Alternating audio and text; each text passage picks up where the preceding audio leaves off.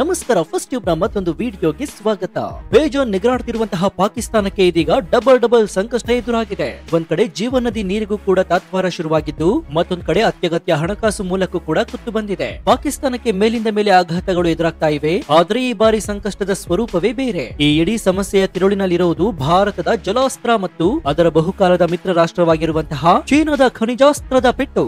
ಕಳೆದ ಹಲವು ದಶಕಗಳಿಂದಲೂ ಕೂಡ ಭಯೋತ್ಪಾದನೆಯನ್ನು ಘೋಷಿಸಿ ಗಡಿ ನಿಯಮಗಳನ್ನು ಉಲ್ಲಂಘಿಸುತ್ತಿರುವಂತಹ ಪಾಕಿಸ್ತಾನಕ್ಕೆ ಈಗ ಬುದ್ಧಿ ಕಲಿಸುವಂತಹ ಸಮಯ ಬಂದಂತೆ ಕಾಣ್ತಾ ಇದೆ. ಯಾಕಂದ್ರೆ ಈಗ ಎದುರಾಗಿರುವಂತಹ ಸವಾಲುಗಳು ಕೇವಲ ರಾಜತಾಂತ್ರಿಕ ಟೀಕೆಗಳಲ್ಲ, ಬದಲಿಗೆ ಇವು ಪಾಕಿಸ್ತಾನದ ಅಸ್ತಿತ್ವ ಮತ್ತು ಆರ್ಥಿಕತೆಯ ಮೂಲಾಧಾರವನ್ನೇ ಅಲ್ಲಾಡಿಸುವಂತಹ ಶಕ್ತಿಯನ್ನ ಹೊಂದಿದೆ. ಈ ಡಬಲ್ ಸಂಕಷ್ಟ ಯಾವುದು? ಭಾರತದ ಮಾಸ್ಟರ್ ಸ್ಟ್ರೋಕ್ ಹೇಗಿದೆ? ಚೀನಾದ ನಡೆ ಪಾಕಿಸ್ತಾನಕ್ಕೆ ದೊಡ್ಡ ಶಾಕ್ ನೀಡ್ತಾ ಇರುವುದು ಯಾಕೆ ಅನ್ನೋದರ ಇನ್ಸೈಡ್ ಮಾಹಿತಿಯನ್ನು ಇವತ್ತಿನ ಈ ವಿಡಿಯೋದಲ್ಲಿ ನೋಡೋಣ.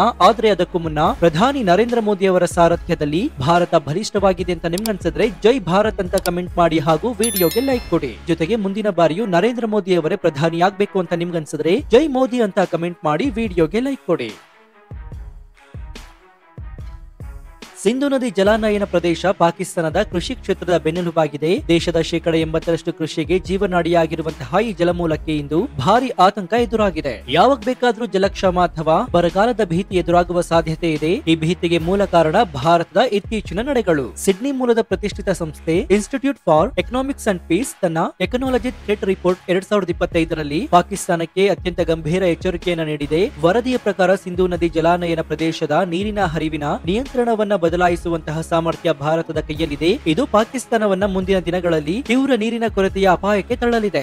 ಈ ಇಡೀ ಜಲ ಸಮಸ್ಯೆಯ ಕೇಂದ್ರ ಬಿಂದು 1960ರ ಸಿಂಧೂ ನದಿ ನೀರಿನ ಒಪ್ಪಂದ.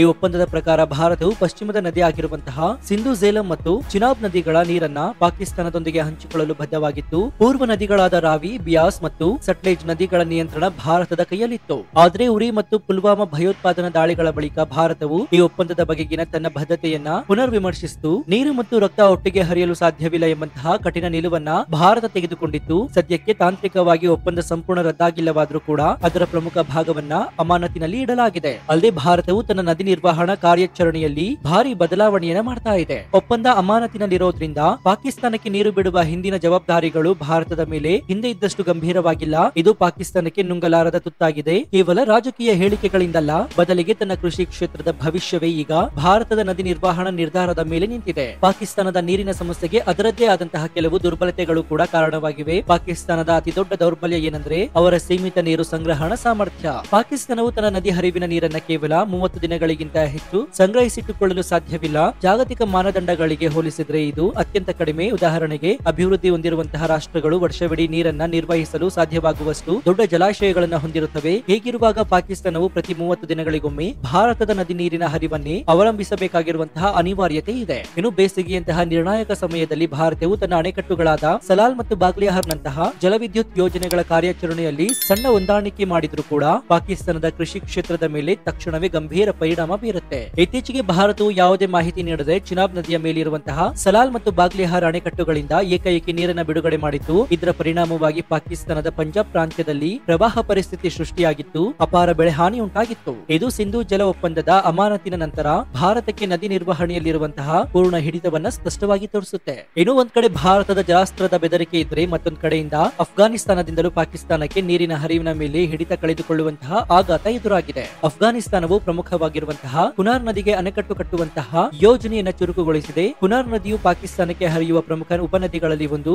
ಈ ಯೋಜನೆ ಪೂರ್ಣಗೊಂಡ್ರೆ ಮತ್ತೊಂದು ಕಡೆಯಿಂದ ಪಾಕಿಸ್ತಾನಕ್ಕೆ ಹರಿಯುವ ನೀರಿನ ಪ್ರಮಾಣ ತೀವ್ರವಾಗಿ ಕಡಿಮೆಯಾಗಲಿದೆ. ಪಾಕಿಸ್ತಾನವು ತನ್ನ ಆಂತರಿಕ ಮತ್ತು ಬಾಹ್ಯ ಭದ್ರತಾ ಸಮಸ್ಯೆಗಳಿಂದಾಗಿ ಅಫ್ಘಾನಿಸ್ತಾನದ ಈ ನಡೆಯನ್ನ ಪರಿಣಾಮಕಾರಿಯಾಗಿ ತಡೆಯಲು ಸಾಧ್ಯವಾಗ್ತಾ ಇಲ್ಲ. ಇನ್ನು ಪಾಕಿಸ್ತಾನದ ಭವಿಷ್ಯ ಈಗ ಬಹುತೇಕ ಭಾರತದ ಹವಾಮಾನ ಮತ್ತು ಅಣೆಕಟ್ಟುಗಳ ನಿರ್ವಹಣಾ ನಿರ್ಧಾರಗಳ ಮೇಲೆ ನಿಂತಿದೆ. ಭಯೋತ್ಪಾದನೆಗಳನ್ನು ಘೋಷಿಸಿದ ಪರಿಣಾಮದಿಂದಾಗಿ ಈಗ ಜಲಕ್ಷಾಮದ ರೂಪದಲ್ಲಿ ಅನುಭವಿಸಬೇಕಾಗಿರುವಂತಹ ಭೀತಿಯಲ್ಲಿದೆ. ಇನ್ನು ನೀರಿನ ಸಮಸ್ಯೆ ಆತಂಕ ಒಂದು ಕಡೆಯಾದ್ರೆ, ಮತ್ತೊಂದು ಅತ್ಯಂತ ದೊಡ್ಡ ಆರ್ಥಿಕ ಹೊಡೆತ ಪಾಕಿಸ್ತಾನಕ್ಕೆ ಅದರ ಐರನ್ ಬ್ರದರ್ ಎಂದೇ ಕರೆಸಿಕೊಳ್ಳುವಂತಹ ಚೀನಾ ಕಡೆಯಿಂದ ಬೀಳ್ತಾ ಇದೆ. ಪಾಕಿಸ್ತಾನದ ಆರ್ಥಿಕತೆಯನ್ನೇ ಬದಲಾಯಿಸುವ ಕನಸು ಕಂಡಿದ್ದಂತಹ ಬಿಗ್ ಡೀಲ್ ಈಗ ಬಿಸಿಲು ಕುದುರೆಯಾಗುವ ಲಕ್ಷಣಗಳು ದಟ್ಟವಾಗಿ ಕಾಡ್ತಾ ಇದೆ. ಕೆಲವೇ ದಿನಗಳ ಹಿಂದೆ ಪಾಕಿಸ್ತಾನವು ತನ್ನ ವಿರೋಧಿ ರಾಷ್ಟ್ರವಾದ ಅಮೆರಿಕದೊಂದಿಗೆ ಅಮೆರಿಕದೊಂದಿಗೆ ಒಂದು ದೊಡ್ಡ ಒಪ್ಪಂದವನ್ನ ಮಾಡಿಕೊಂಡಿತ್ತು. ಈ ಒಪ್ಪಂದವು ಪಾಕಿಸ್ತಾನದಲ್ಲಿರುವಂತಹ ಅಪರೂಪದ ಭೂ ಖನಿಜಗಳ ಹೊರತೆಗೆಯುವಿಕೆಗೆ ಸಂಬಂಧಿಸಿತ್ತು. ಪಾಕಿಸ್ತಾನವು ಸುಮಾರು 6 ಟ್ರಿಲಿಯನ್ ಮೌಲ್ಯದ ಖನಿಜ ಸಂಪತ್ತನ್ನು ಹೊಂದಿದೆ ಅಂತ ಅಂದಾಜಿಸಲಾಗಿದೆ. ಈ ಸಂಪತ್ತನ್ನು ಹೊರತೆಗೆಯಲು ಅಮೆರಿಕ ಕಂಪನಿಯೊಂದು 500 ಮಿಲಿಯನ್ ಆರಂಭಿಕ ಹೂಡಿಕೆ ಮಾಡಲು ಸಿದ್ಧವಾಗಿತ್ತು. ಈ ಒಪ್ಪಂದವನ್ನ ಪಾಕಿಸ್ತಾನದ ಮಾಧ್ಯಮಗಳು ಹಾಗೂ ರಾಜಕಾರಣಿಗಳು ದೇಶದ ಆರ್ಥಿಕತೆಯನ್ನೇ ಬದಲಾಯಿಸುವ ರಾಮಬಾಣ ಮತ್ತು ಎಲ್ಲಾ ಆರ್ಥಿಕ ಸಮಸ್ಯೆಗಳಿಗೆ ಪರಿಹಾರ ಅಂತ ಕೂಡ ಬಣ್ಣಿಸಿದ್ವು. ಪಾಕಿಸ್ತಾನದ ಈ ಅಪರೂಪದ ಖನಿಜಗಳ ಒಂದು ಮಾದರಿ ಸಂಗ್ರಹಣೆಯನ್ನ ಈಗಾಗಲೇ ಅಮೆರಿಕಾಗೆ ಕಳಿಸಲಾಗಿತ್ತು.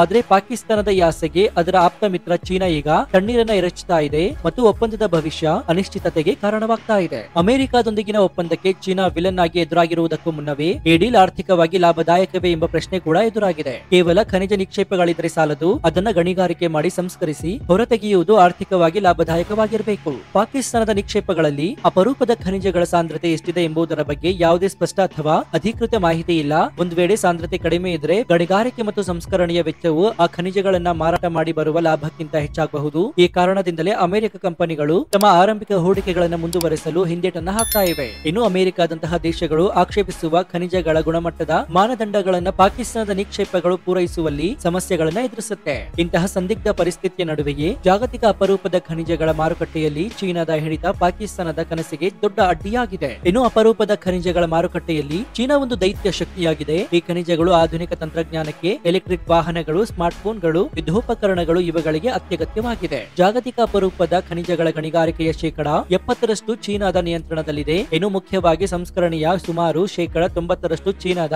ಏಕಸ್ವಾಮ್ಯದಲ್ಲಿದೆ. ಚೀನಾವು ಈ ಮಾರುಕಟ್ಟೆಯಲ್ಲಿ ಬೆಳೆಗಳನ್ನ ಕೃತಕವಾಗಿ ನಿಯಂತ್ರಿಸುವ ಶಕ್ತಿಯನ್ನ ಹೊಂದಿದೆ. ತಮ್ಮದೇ ಕಂಪನಿಗಳಲ್ಲದ ಗಣಿಗಾರಿಕೆ ಚಟುವಟಿಕೆಗಳು ಲಾಭದಾಯಕವಲ್ಲದಂತೆ ಮಾಡುವ ತಂತ್ರವನ್ನ ಚೀನಾ ಬಳಸ್ತಾ ಇದೆ. ಉದಾಹರಣೆಗೆ ಅಮೆರಿಕ ಪಾಕ್ ಒಪ್ಪಂದದ ಖನಿಜಗಳು ಮಾರುಕಟ್ಟೆಗೆ ಬಂದ್ರೆ ಚೀನಾ ತನ್ನ ಉತ್ಪಾದನೆಗಳ ಬೆಲೆಯನ್ನ ತಕ್ಷಣವೇ ಕಡಿಮೆ ಮಾಡಬಹುದು. ಇದರಿಂದ ಪಾಕಿಸ್ತಾನ ಮತ್ತು ಅಮೆರಿಕ ಜಂಟಿ ಉದ್ಯಮಕ್ಕೆ ದೊಡ್ಡ ಹೊಡೆತ ಬೀಳುತ್ತೆ. ಈ ಕಾರಣದಿಂದಾಗಿ ಅಮೆರಿಕಗೆ ಸೆಡ್ಡು ಹೊಡೆಯುವ ಚೀನಾದ ಎದುರು ನಿಲ್ಲುವ ಆರ್ಥಿಕ ತಾಕತ್ತು ಪಾಕಿಸ್ತಾನಕ್ಕೆ ಇಲ್ಲವೇ ಇಲ್ಲ.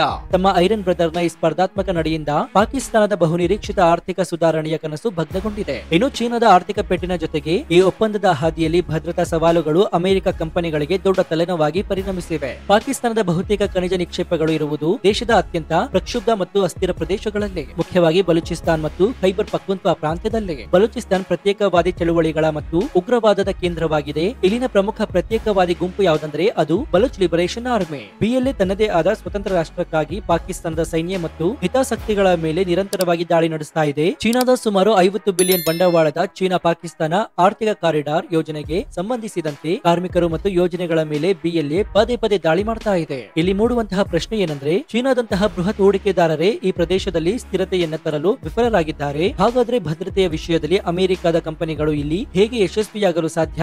ಅಮೆರಿಕದ ಖಾಸಗಿ ಕಂಪನಿಗಳು ಈ ಗಂಭೀರ ಭದ್ರತಾ ಅಪಾಯವನ್ನ ಎದುರಿಸಲು ಸಿದ್ಧವಿರುವುದಿಲ್ಲ. ಭದ್ರತೆಗಾಗಿ ಹೆಚ್ಚುವರಿ ವೆಚ್ಚ ಗಣಿಗಾರಿಕೆಯನ್ನ ಮತ್ತಷ್ಟು ಲಾಭದಾಯಕವಲ್ಲದಂತೆ ಮಾಡುತ್ತದೆ. ಇನ್ನು ಪಾಕಿಸ್ತಾನವು ತನ್ನನ್ನು ತಾನು ಅಪರೂಪದ ಖನಿಜಗಳ ವಿಷಯದಲ್ಲಿ ಅಮೆರಿಕಾಗೆ ಅನಿವಾರ್ಯವೆಂದು ನಂಬಿತ್ತು. ಆದ್ರೆ ಇದು ಸಂಪೂರ್ಣ ತಪ್ಪು ಕಲ್ಪನೆಯಾಗಿದೆ. ಅಮೆರಿಕವು ತನ್ನ ಖನಿಜ ಪೂರೈಕೆ ಸರಪಳಿಯನ್ನ ಚೀನಾದ ಹಿಡಿತದಿಂದ ಮುಕ್ತಗೊಳಿಸಿಕೊಳ್ಳಲು ಮಲ್ಟಿಪಲ್ ಸೋರ್ಸಿಂಗ್ ತಂತ್ರವನ್ನ ಅನುಸರಿಸ್ತಾ ಇದೆ. ಅಂದ್ರೆ ಅಮೆರಿಕಾಗೆ ಪಾಕಿಸ್ತಾನ ಒಂದೇ ಆಯ್ಕೆಯಿಲ್ಲ. ಅಮೆರಿಕವು ಇಂತಹ ಅಪರೂಪದ ಖನಿಜಗಳ ಒಪ್ಪಂದವನ್ನ ಈಗಾಗಲೇ ವಿಶ್ವದ ಹಲವಾರು ಸ್ಥಿರ ಮತ್ತು ತಾಂತ್ರಿಕವಾಗಿ ಮುಂದುವರೆದಿರುವಂತಹ ದೇಶಗಳೊಂದಿಗೆ ಮಾಡಿಕೊಂಡಿದೆ. ಅದರಲ್ಲೂ ಮುಖ್ಯವಾಗಿ ಆಸ್ಟ್ರೇಲಿಯಾ, ಜಪಾನ್, ಮಲೇಷಿಯಾ, ಕೆನಡಾ ಮತ್ತು ಉಕ್ರೇನ್. ಆಸ್ಟ್ರೇಲಿಯಾದಂತಹ ದೇಶಗಳು ರಾಜಕೀಯ ಸ್ಥಿರತೆ, ಅತ್ಯಾಧುನಿಕ ಗಣಿಗಾರಿಕೆ ತಂತ್ರಜ್ಞಾನ ಮತ್ತು ಬಂಡವಾಳದ ವಿಷಯದಲ್ಲಿ ಪಾಕಿಸ್ತಾನಕ್ಕಿಂತ ಬಹಳಷ್ಟು ಮುಂದಿದೆ. ಪಾಕಿಸ್ತಾನದ ಅಸ್ಥಿರತೆ ಮತ್ತು ಭಯೋತ್ಪಾದನೆಯ ಇತಿಹಾಸವನ್ನು ಗಮನಿಸಿದ್ರೆ ಅಮೆರಿಕಾಗೆ ಪಾಕಿಸ್ತಾನ ಕೇವಲ ಒಂದು ಆಯ್ಕೆಯ ಹೊರತು ಅನಿವಾರ್ಯತೆ ಖಂಡಿತ ಅಲ್ಲ. ಈ ಎಲ್ಲಾ ಕಾರಣಗಳಿಂದಾಗಿ ಅಮೆರಿಕದ ಕನಸುಗಳು ವೇಗವಾಗಿ ಕಮರ್ತಾ ಇವೆ. ಜಲಕ್ಷಾಮದ ಭೀತಿಯ ಜೊತೆಗೆ ಹಣಕಾಸಿನ ಒಳಹರಿವಿನ ಈ ಮಹತ್ವದ ಆಸೆಯೂ ಕೂಡ